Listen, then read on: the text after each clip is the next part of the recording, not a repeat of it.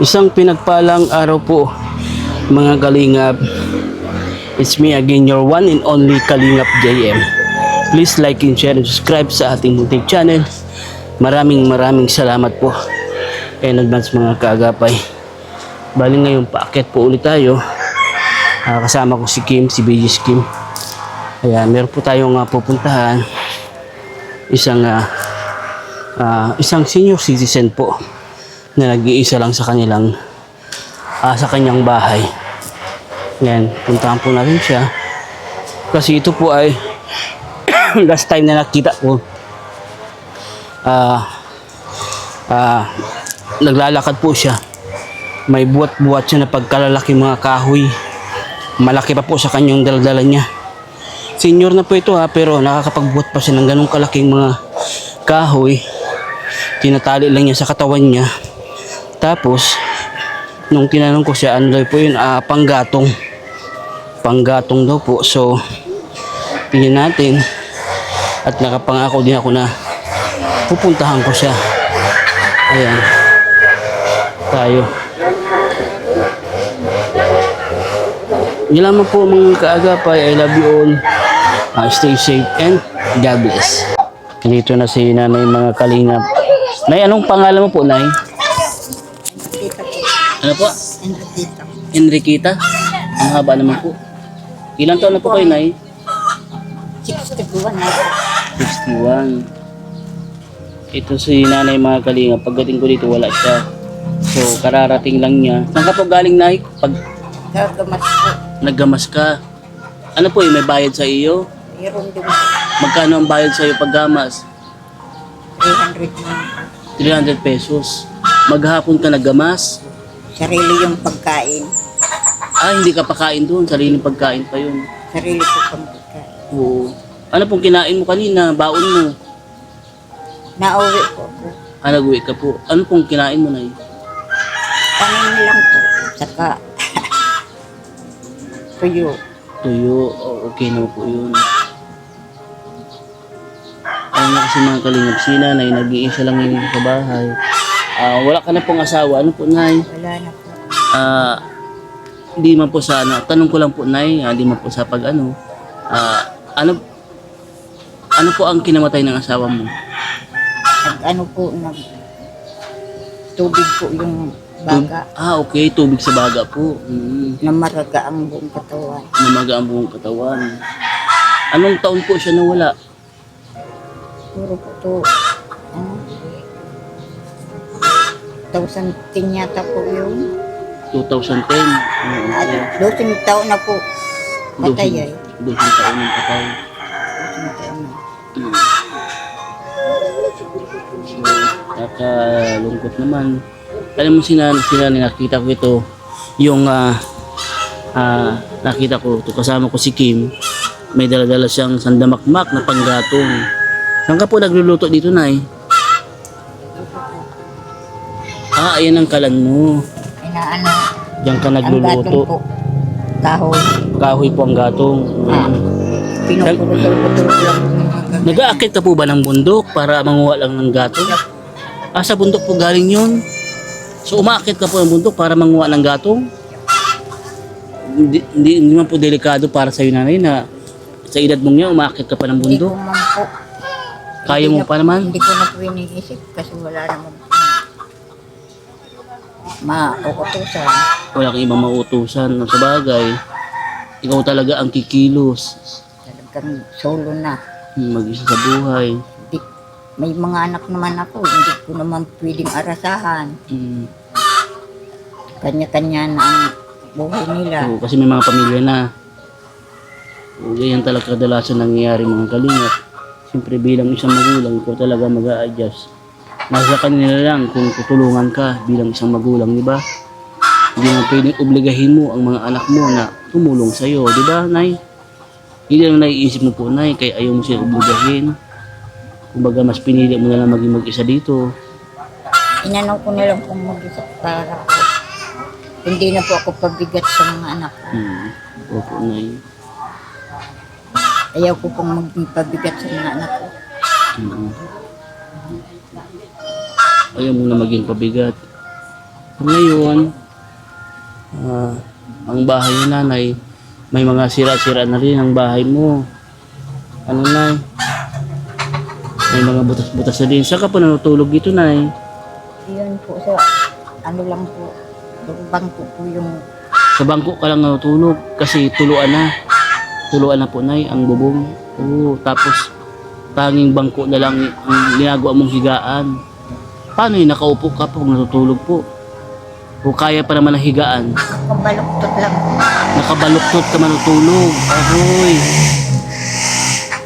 Hirap naman na yun ang nilaranas mo po na yun ngayon na sakripisyo. Tawag nito, Diyos ko. Nakabaluktot kang natutulog kasi tuluan ang bahay mo na. Ang haligi nga po, putol na. Kaya nga po napansin ko yung haligi, puro tul na. Wala nang tibay ang haligi mo. Delikado po yan pa nagbagyo. Yan nga po ang iniisip ko pag nagbagyo. Dadapa na lang po yan. Diyos ko, delikado sa'yo nanay, lalo tag-iisa ka pati. Pag ganyan mga emergency. Eh mga kalingap si nanay, nadurog naman ang puso ko nung malaman kong sa upuan lang pala siya natutulog, nakabaluktot siyang nakahiga. Ayan, nagtsatsaga siya. Matagal na po na yun na ganito ang kalagayan mo, matagal na ganito. Tagal na po. Talaga nagtsatsaga ka lang po kasi no choice ka na din po nay. Wala na pagpipilian, kailangan magtyaga. Pero nay, kung sakali nay na halimbawa mapagawa natin itong bahay mo, okay lang po sa iyo nay. Na Laking pasalamat ko po. po, Laking pasalamat. kung halimbawa mapagawa itong bahay mo nay, ano po, Ano po kayong iingatan ko po pag ako napagawa ng sariling bahay. oo. Actually sila rin na maano Mga naman, bahay po ito ng anak ko, kaya nakikiano nga lang ako dito. Sa kanila yan mga bahay namin. Di walang matuluyan. ito po bang lupa na ay sa iyo po itong lupa? Ikikita na lang po kami. Hindi sa yung lupa ito. Oo, yan ang magiging problema po nay. Ang lupa, ano po? Lupa ang problema dito. Kasi kung bibili man ng lupa, mahirapan. Mahal na yata ang lupa dito. Ano na po, lampas na po. Ang 10 by 10 daw po ay ano na, nasa 120 na. Oo, ang laki. 10 by 10 lang yan, 120 na. Pangako naman ni nanay kung sakaling mapagawa daw siya ng bahay, iingatan niya. Paano pong ingat na yan ang gagawin mo kung sakaling mapagawa ka ng bahay? Hindi po, ang ano, kailangan lagi kong maalagaan Opo. bahay. Alagaan mo na yan. Siyempre, kailangan yan. Talaga, kung may mga maayos, lagi malinis ang bahay, nay. Bagay si nanay, mukha namang malinis sa bahay. Wala man ako nakikitang mga kalat-kalat yung sa bahay ni nanay. Nay, nagmerinda ka na po. Hindi pa po. Hindi ka pa namerinda kasi nalating ka pa lang. Galing kang maghapon na paggamas, paggabi ng mga damo. Oo. Ngayon, may dala ako sa iyo dito. Pagpasensya mo na itong dala kong ayuda. Ayan nay. Maraming salamat po. Yan nay ay para sa iyo nay. Wala pong bayad yan nay, libre yan. Maraming salamat po. Mhm. Laking pasalamat ko po na kahit pa paano nyo nagbibigay sa akin. Kasi po, hirap na din pong